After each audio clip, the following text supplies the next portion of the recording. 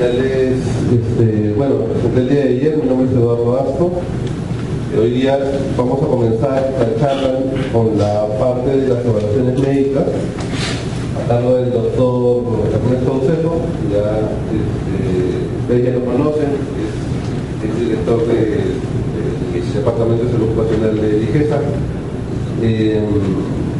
profesor de la Maestría de Salud Ocupacional de la Universidad de las Peruanas, y la doctora Pirina Mesías. Ella es médico ocupacional con experiencia en España y actualmente también desarrolla funciones en el Perú, tanto en la parte de las evaluaciones médicas como en la determinación de actitud laboral.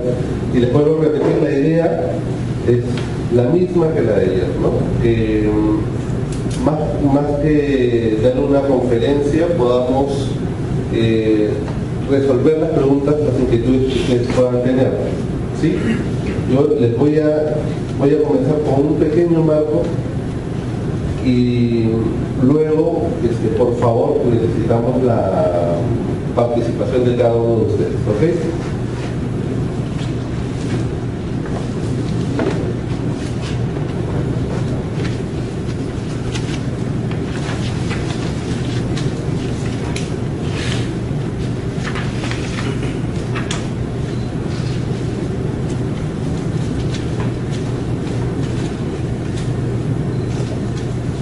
Entonces, no hay abogados acá, ¿no? No hay abogados, ¿no?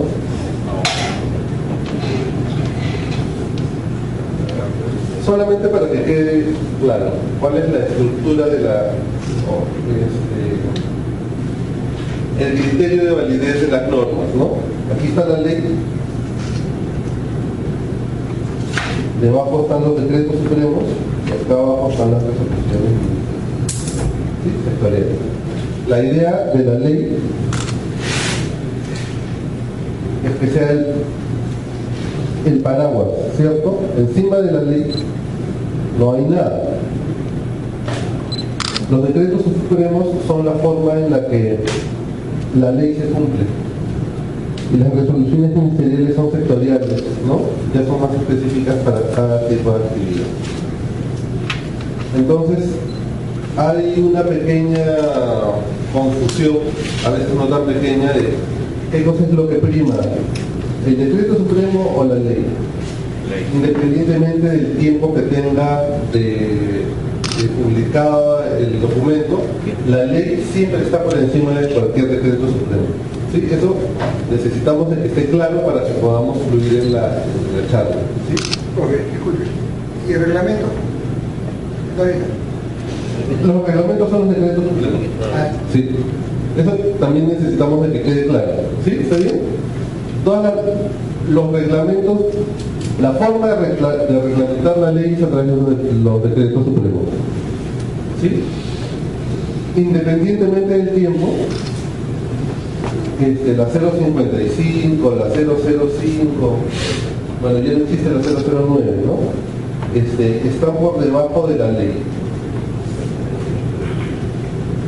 Y las resoluciones ministeriales, como la 312, ya son más sectoriales. Esta, por ejemplo, esta resolución ministerial del 312 está diseñada para los establecimientos de salud o para los servicios de salud ocupacional que operativizan una de las obligaciones de la ley, ¿no? Que son las evaluaciones médico-ocupacionales y el sistema de vigilancia de personas. ¿Cierto? ¿Sí? Muchas veces hemos encontrado superintendentes de empresas mineras, agrícolas, qué sé yo, que dicen, no, pero acá me dicen que yo tengo que hacer mi protocolo así y ya está. Eso tiene una actividad sectorial específica, ¿sí? Entonces,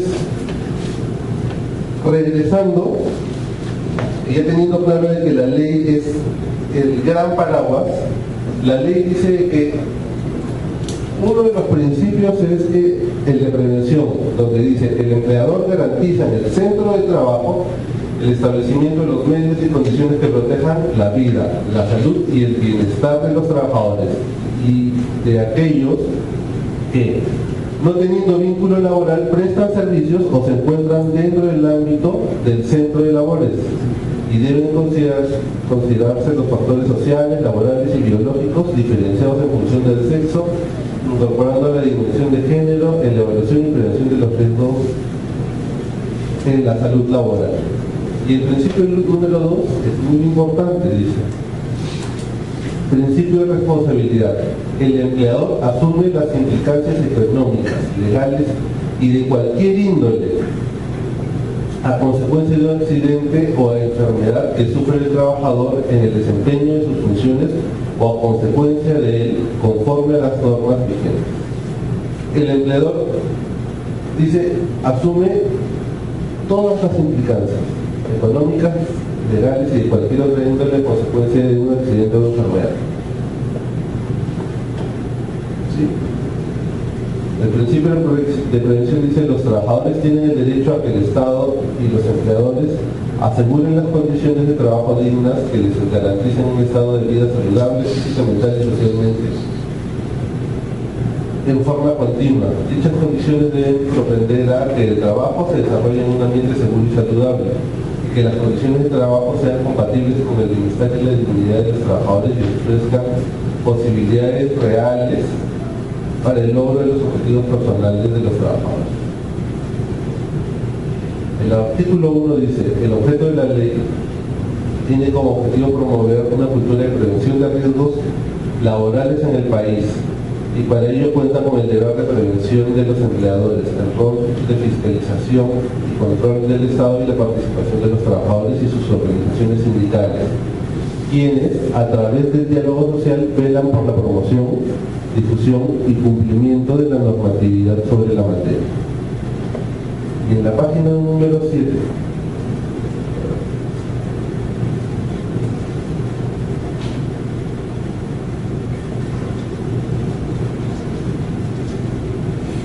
en el artículo 49, dice: obligaciones del empleado,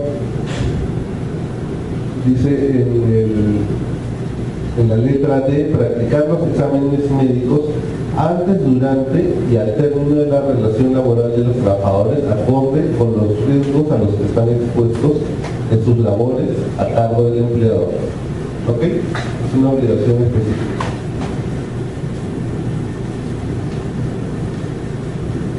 Ahora vamos a revisar la RM 312, que es la que regula esta actividad, ¿no? Es responsabilidad del empleador, pero como muchas actividades, el empleador se vale de órganos especializados, ¿no? Es como que el empleador tiene la responsabilidad de tributar, ¿cierto? De pagar impuestos. Pero para esto contrata a un contador probablemente, ¿cierto? Obligatoriamente tiene que contratar a un contador, ¿cierto? Igual el empleador, para operativizar esta obligación, igual necesita un órgano técnico especializado en el tema.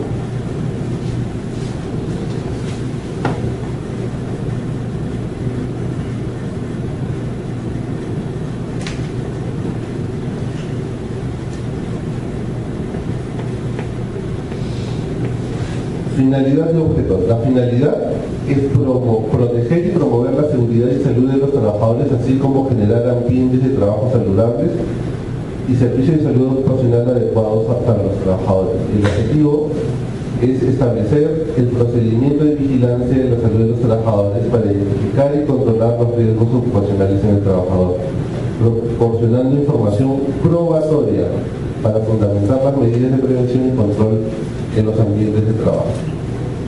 Correcto, esta es una tendencia mundial, ¿no? Esto no es made in Perú.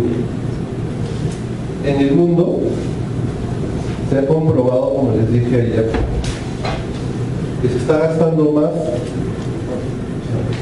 económicamente, se está gastando más en recuperar el daño por enfermedades y accidentes en lo que invertiría el Estado y la empresa en prevenir que esto ocurra.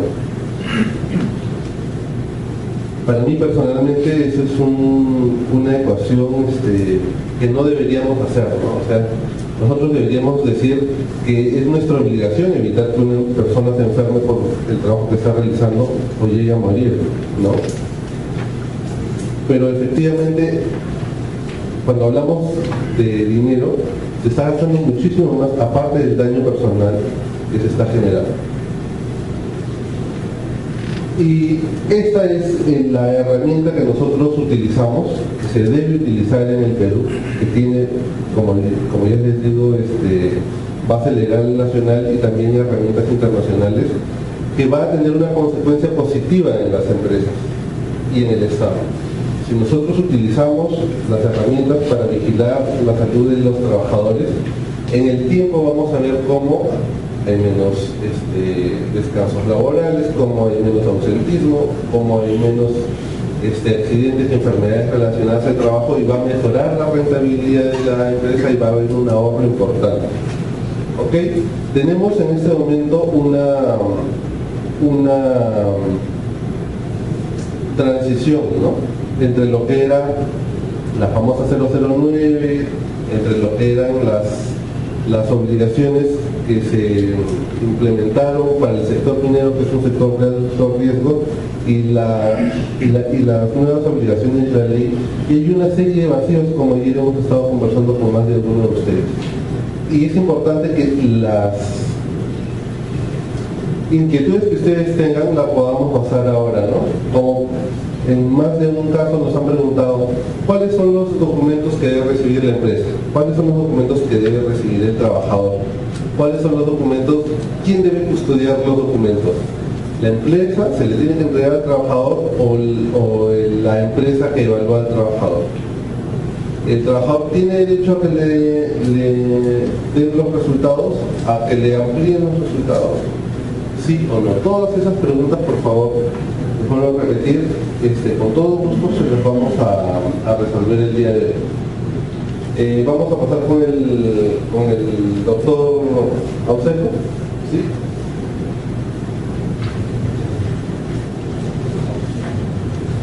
Para que explique también Bien, con respecto a la resolución interior 312, es un documento técnico que elaboró la GESA, a través de la Dirección de Salud Ocupacional, GESA y Ministerio de Salud. Y lo que se pretendía era el cumplimiento de la norma vigente, regular lo que era la vigilancia de la salud de los trabajadores. Ahí se especifica el ámbito de incluir, el ámbito de aplicación de este reglamento, y sin excepción están, digamos, todos los sectores ocupacionales, así como todos los establecimientos de salud. Se especifica, digamos, los tipos de vigilancia, ¿no?, como era, digamos, la evaluación del estado de salud de los trabajadores a través de las evaluaciones médicas, ¿no?, propiamente de la salud de los trabajadores, las evaluaciones de los riesgos de los trabajadores, y así, y otros detalles, digamos.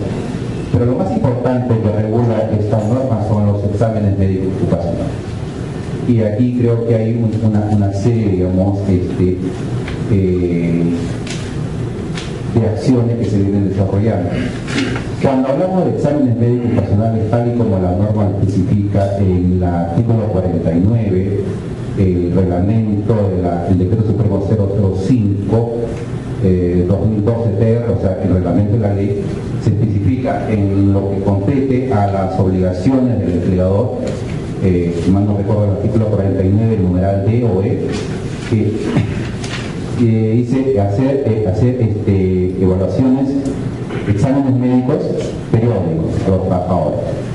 Entonces, ahí ya se habla de un examen médico, no se habla de otro tipo de examen. Y como comprenderán todos aquellos, digamos, que están relacionados con el sector salud, o sea, hay una definición concreta, o sea, hay una comprensión totalmente comprensible de lo que es un examen médico. Un examen médico es lo que todo el mundo conoce, todo el ámbito de salud conoce, es un examen integral que se basa sobre las necesidades de un paciente. En este caso, ¿qué es lo que se pretende con los exámenes médicos ocupacionales? Se pretende comprobar el estado de salud del paciente, o mejor dicho, del trabajador, antes de su inicio de su vida laboral o el inicio del puesto de trabajo, durante el puesto de trabajo y al terminar su relación laboral. Es decir, lo que se pretende, digamos, con los exámenes médicos ocupacionales, que insisto, no es un screening, es un examen médico ocupacional, y como tal debe respetarse toda su rigurosidad, ¿no? Después le voy a dar un ejemplo práctico de lo que pasaría. Sobre todo esto, el consejo va para los empleadores que contratan servicios de salud ocupacional o exámenes médicos ocupacionales. Entonces, cuando se hace un examen médico de preempleo, lo que se hace es ver, digamos, condiciones del trabajador para empezar su trabajo en un determinado puesto de trabajo.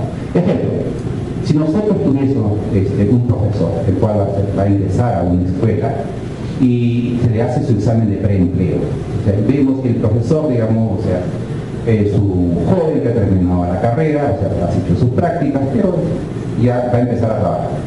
Entonces, el colegio que lo va a contratar, o sea, le manda su examen preocupacional.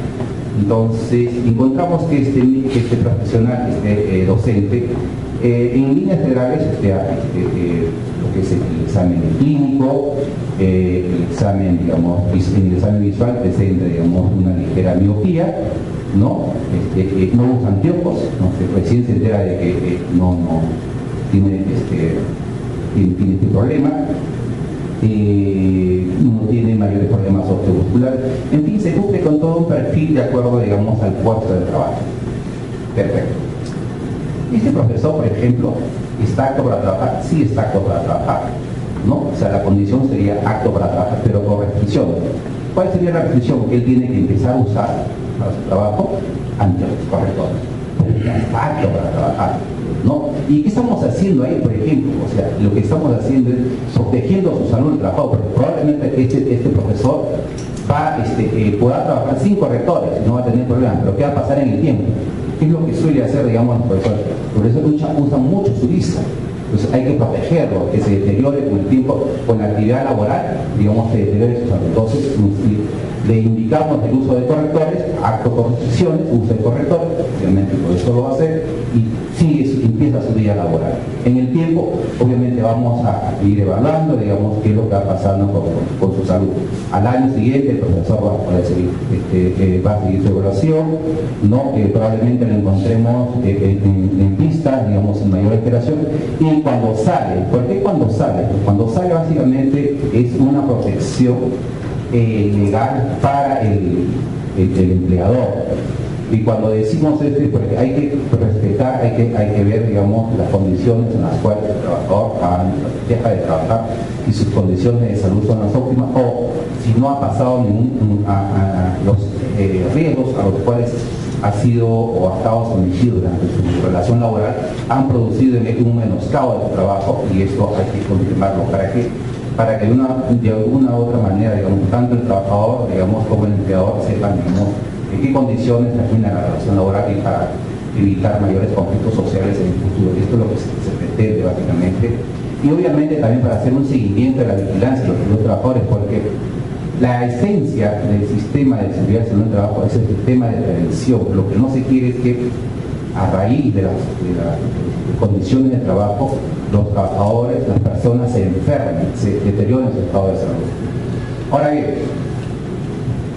¿qué se hace para los exámenes médicos ocupacionales? Viene la norma, la 312, no lo especifica, pero digamos lo que sí se habla es de tener un perfil básico. O sea, cada puesto de trabajo, las empresas están organizadas por áreas. Si bien es cierto, por ejemplo, una compañía minera, digamos, el sector minero o el sector construcción, no todos, digamos, todas las personas que trabajan en esta misma empresa realizan la misma labor. Va a haber áreas administrativas, de repente áreas, diversas áreas administrativas, áreas operativas, áreas de transporte, choferes, qué sé yo, diferentes áreas. Entonces, los encargados, los responsables de la entidad que están a cargo del servicio de seguridad y salud en el trabajo, o sea, tienen que hacer lo que se llama una evaluación de riesgo, una línea base.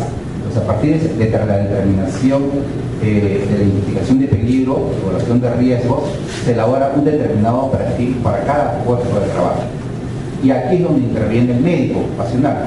El médico ocupacional, en base a esa identificación de evaluación de riesgos, lo que hace, elabora, digamos, un determinado puesto, y con cada puesto los exámenes, obviamente el examen clínico siempre va a ir, y todos los exámenes complementarios que deben asumirse o que deben, digamos, continuar.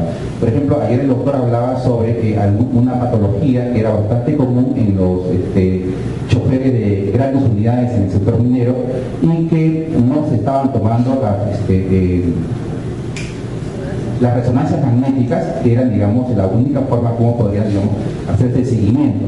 Pero esta responsabilidad no es incluso de la empresa, es de quienes toman, digamos, los exámenes médicos personales, que deberían indicar que el paciente lo necesita, o que ese grupo ocupacional, digamos, lo necesita, ¿no? Y es responsabilidad del médico ocupacional, digamos, que hace el examen, o el médico que determinó, digamos, el perfil, decidir por este examen. Obviamente, digamos, estamos hablando desde un punto de vista técnico de la necesidad de un examen. Es más, estaría, digamos, éticamente, digamos, dentro del rol que debería asumir, no debería emitir, digamos, un pronunciamiento con respecto a la capacidad, o un certificado de actitud ocupacional, si es que no tiene este examen, porque estaría incompleto el examen. Entonces, estas son algunas de las cosas, digamos, que ustedes van viendo, sobre todo, digamos, a los empleadores, las recomendaciones pertinentes, porque imagínense ustedes mañana más tarde, se dijo que el examen es un screening. Supongamos que un trabajador, o sea, así como piensa, o sea, termina de trabajar o en el tiempo, digamos, se enferma, un problema de colon, un problema auditivo, y sin embargo los exámenes, como es un screening, mayormente no han hecho una mayor omisión, un mayor estudio sobre el deterioro auditivo o el deterioro, digamos, a nivel de la osteomuscular. Este trabajador va, se queja al ministro de Trabajo, y esto finalmente llega ante las autoridades. Cuando se empieza a investigar, digamos, o sea, lo primero que van a preguntar, digamos, al trabajador, cómo han sido sus evaluaciones, qué metodología se ha usado, obviamente, digamos, va a haber toda una investigación de parte de la autoridad judicial o autoridad de trabajo para ver cómo han sido los exámenes, ver la rigurosidad. Muchas veces, porque si bien es cierto, existe un certificado, digamos, obviamente van a ver, digamos, cómo es que estos certificados se han emitido. Punto número uno, cuando uno hace una investigación, cómo es que se han emitido, si es que estos certificados tienen la validez o no. Y obviamente cuando se investigue y vean que, digamos, los exámenes, o sea, que han sido, digamos, como algunos me han comentado que muchas veces en provincia se hace, digamos, de que pasan prácticamente, pasa el trabajador, le hacen una serie de preguntas y comienzan a sellar. Eso no es un examen médico ocupacional, ¿no? Eso me hace recordar, digamos, unas veces a lo que hacía hace muchísimos años, que ya son mayores, o sea, se hacía con los exámenes para entrar al ejército de instrucción premilitar, donde a todos los ponían en línea, ¿no? Y hacía el oficial, digamos, hacía una serie de preguntas, y entre jocoso, digamos, ¿quién quiere que le hagan el examen de rectal por ahí? Entonces, y todo el mundo, digamos, pasaba un examen en línea y todo el mundo aprobaba o no aprobaba esas cosas. Eso no es el examen médico ocupacional. Un examen médico ocupacional es un examen clínico, un examen médico, ¿no? Y debe reflejar todas las rigurosidades del caso. Insisto, el médico ocupacional es el único responsable para dar la certificación. No es el médico otorrinolaringólogo, no es el médico cardiólogo, no es el médico oftalmólogo, porque muchas veces, ya, lo que he podido observar en algunas evaluaciones que he hecho, es que, por ejemplo, hay alguna duda diagnóstica y se envía una hoja de referencia, una hoja de comunicación al médico oftalmólogo, donde digamos, o sea, que resuelva la actitud médica para ese paciente. Y eso no es así. Lo que hacen los médicos colaboradores, en este caso los especialistas, es ellos emiten un pronunciamiento sobre el estado de salud del paciente, es un diagnóstico clínico. Y quien finalmente va a determinar quien va a dar la actitud laboral es el médico ocupacional, en base a la evaluación en conjunto de todos esos procedimientos. No nos equivoquemos quienes muchas veces trabajamos en este rubro. Bien, entonces le decía que muchas veces si la rigurosidad del examen médico ocupacional no está, muchas veces podemos los empleadores pueden tener problemas, porque mañana más tarde van a preguntar a un trabajador, cómo ha sido, cómo es que han sido sometidos al examen cuando la autoridad administrativa o la autoridad judicial evidencia de que el examen ha sido cualquier cosa menos un examen. Obviamente, ¿a quién le va a hacer caso? A la empresa que presentó su certificado que dice acto, sin ninguna enfermedad, sin ninguna patología, o al trabajador que dice que evidentemente ahorita tiene un certificado que sí tiene una patología. ¿A quién le va a hacer caso? Obviamente la respuesta al trabajador. Después de evidenciarse, demostrarse que los exámenes, el examen médico no han tenido la rigurosidad científica o ética o legal que la ley especifica. Entonces, eso es un poco. ¿Quiénes tienen que hacer los exámenes médicos profesionales? Cuando estuve de director en la Dirección de Salud Ocupacional, a raíz de una serie de preguntas que hacían algunas empresas, llámense SUNAT, llámense empresas del sector privado, preguntaban, ¿pueden las empresas, cualquier empresa, hacer examen médico ocupacional? Bueno, no quise ser juez y parte en el asunto, obviamente era director de la Dirección de Salud Ocupacional, y derivé estas preguntas al Ministerio del Trabajo. La respuesta del Ministerio del Trabajo fue tajante.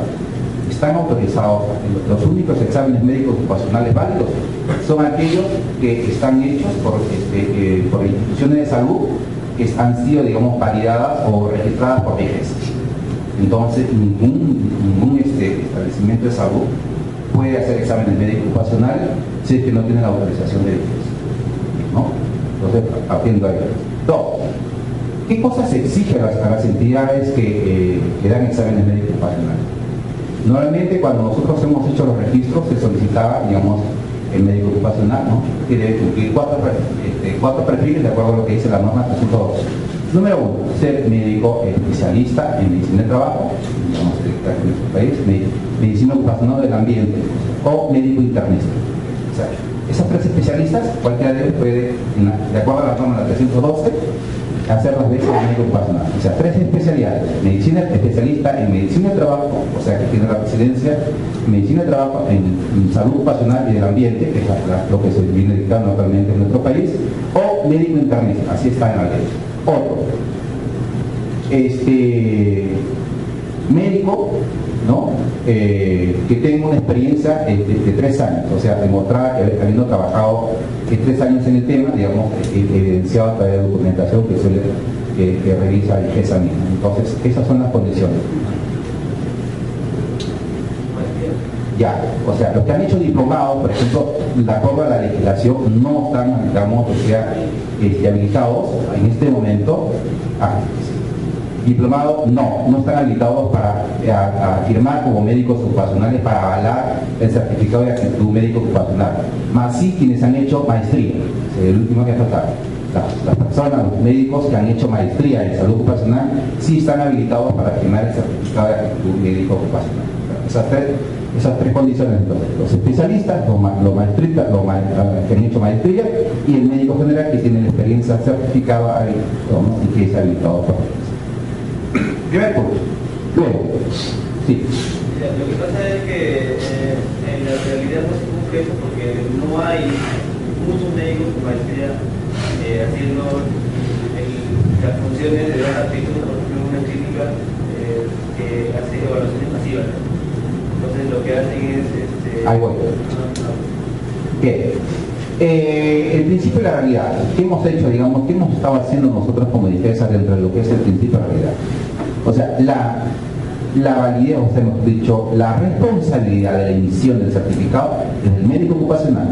Por lo tanto, nosotros, digamos, al menos en el tiempo que hemos ejercido como director de salud ocupacional, no hemos objetado el hecho de que el médico ocupacional se ayude de médicos evaluadores.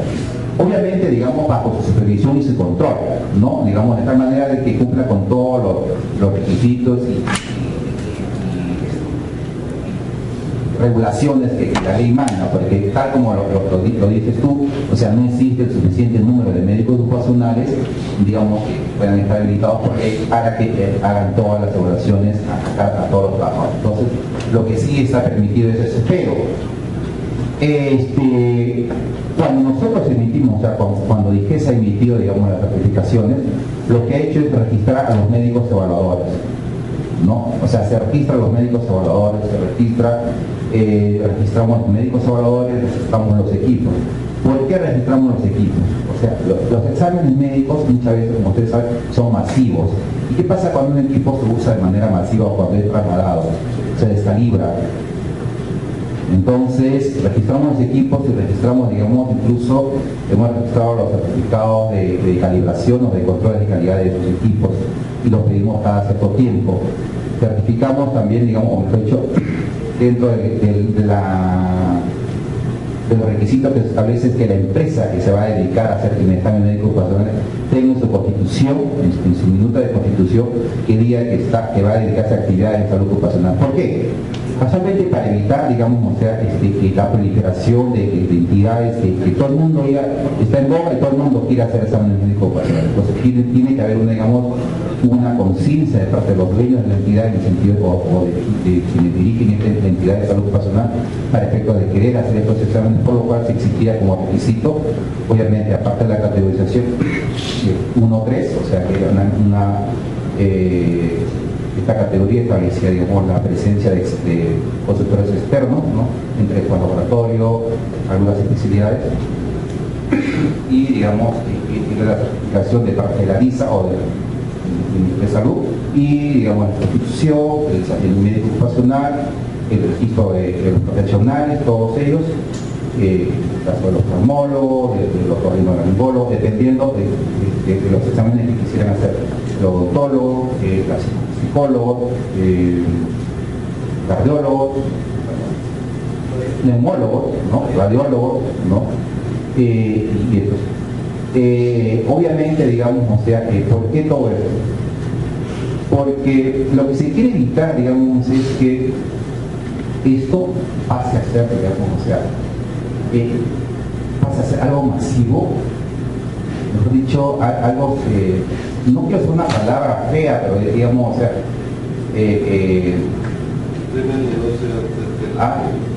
prime el negocio antes que el objetivo de la ley. O sea, el objetivo de la ley es prevenir que el trabajador se enferme. Entonces, cuando nosotros, digamos, está bien, o sea, esta es una buena ocasión de hacer negocio, de hacer, digamos, de invertir y generar recursos para uno, sí, es bueno. Y eso nadie está contra eso, pero hagamos las cosas bien, en el sentido, digamos, de que los exámenes, el trabajo que hagamos, digamos, de evaluación de los trabajadores, sea conciencia y sea hecho con criterios técnicos, criterios científicos, y no, digamos, como dice, exámenes donde pasan la gran mayoría y lo único que a veces muchas veces el trabajador o el empleador quiere es el certificado para que cuando venga la autoridad de trabajo diga, yo ya cumplí. ¿No? Yo ya cumplí, pero eso no le garantiza en el futuro nada, porque finalmente, digamos, o sea, si el trabajador en el tiempo se enferma, digamos, insisto, se va a hacer toda una investigación sobre el proceso, sobre la forma, los peligros a los cuales se ha expuesto el trabajador, todo el trabajo que ha hecho el empleador sobre vigilancia de la salud de los trabajadores. Y si estos exámenes médicos, tal y como dice la ley, no cumplen los requisitos esenciales que el arte médico exige, o sea, no van a ser, digamos, validados en el futuro, o sea, existe el riesgo de que no sean validados. Esto con respecto a los exámenes médicos ocupacionales, o sea, que ahora, ¿qué cosa es también, digamos, la 312 sobre el tema de vigilancia de la salud de los trabajadores? O sea, los reportes epidemiológicos, hay que ver, digamos, cuáles son las patologías más prevalentes en los trabajadores, cuáles son, digamos, los riesgos, por ejemplo, ¿no? O sea, estaba participando, digamos, observando, digamos, unos exámenes médicos personales en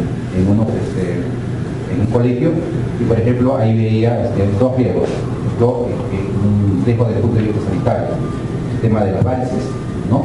Profesores, y el tema, digamos, de las alergias. Uno, digamos, era el problema de estar mucho tiempo, digamos, parado, que muchas veces el profesor está parado en un solo lugar escribiendo, ¿no? Entonces, digamos, había la protección, había que hacer ahí la vigilancia, había que hacer, digamos, y ver, digamos, de qué manera, digamos, orientamos al colegio para que esto no se acentúe. Y el otro, el tema de las alergias, digamos, por el mismo polvo de las tiza, ¿no? Entonces, esto, digamos, era uno de los riesgos, obviamente, digamos, bastaba, o sea, se emitieron los certificados médicos, pero había que alertar a la empresa, en este caso al colegio, sobre estos riesgos, y a partir de ahí hacer acciones que evite que estos trabajadores, todos los trabajadores puedan, digamos, contraer o en este caso puedan integrar sus varices suficientes o, digamos, tareas. Entonces, esa es también parte de la vigilancia de los contratos que está regulada en la 312 con la emisión de los informes respectivos que tiene que emitir la empresa. Pregunta, aquellos que ya han hecho exámenes ocupacionales, o sea,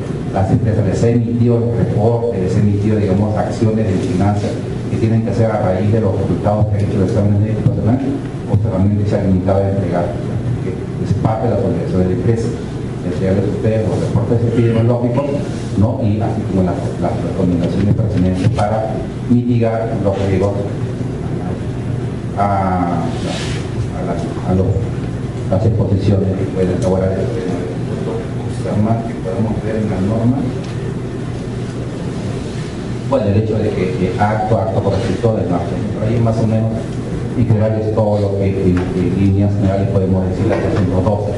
Hay algunos detalles que la 312 no son correctos, han visto una pronta corrección, lamentablemente.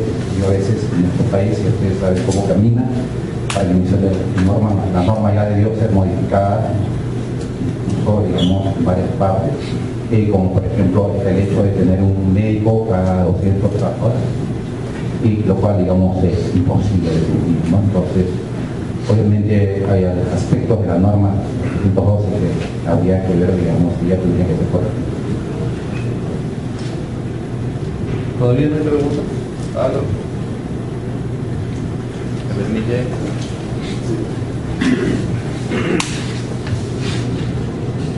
Doctor, buen día. La pregunta es la siguiente. Hola.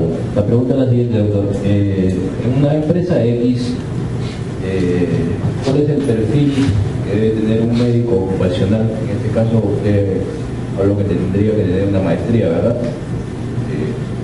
Eso es A ver, la ley habla, no me acuerdo del artículo, sobre el servicio de seguridad y salud del trabajo, que son los que hacen, digamos, entre otras acciones, la vigilancia de los trabajadores. Son los que deberían hacer dentro de la empresa los exámenes médicos ocupacionales. Lo que pasa es, tal como lo dijo el señor Astor, digamos, las empresas muchas veces se van, digamos, servicios especializados, y como no es un rubro, pues hoy en día, digamos, lo que hacen, digamos, dado, digamos, la forma de trabajo, es decir, suelen tercerizar, ¿no? O contratar los servicios más especializados, que no tiene que ver muchas veces con su rubro de acción. Ahora, ¿qué perfil debe tener un médico ocupacional que quiera, digamos, que trabaje en una empresa? Básicamente, digamos, para que pueda, digamos, mañana más tarde tener validez sus reportes, sus análisis, sus dictámenes, es lo que la ley especifica. Yo le recomiendo eso, ¿no? Tener, digamos, que contratar un médico ocupacional que tenga ese perfil. E incluso, digamos, ¿por qué? Porque este médico, digamos, o sea, mañana más tarde, ante cualquier dictamen o diligencia, digamos, de índole judicial, de índole administrativa, digamos, va a tener la capacidad y va a tener, digamos, la certificación legal, o sea, que va, porque mañana más tarde, si ustedes contratan un médico, digamos, que no cumple con estos requisitos, puede ser objeto, podría ser objeto, no digo que no lo sé, que necesariamente lo va a hacer, en el sentido, digamos, de que puede ser objetado su dictamen en sus apreciaciones desde el punto de vista legal.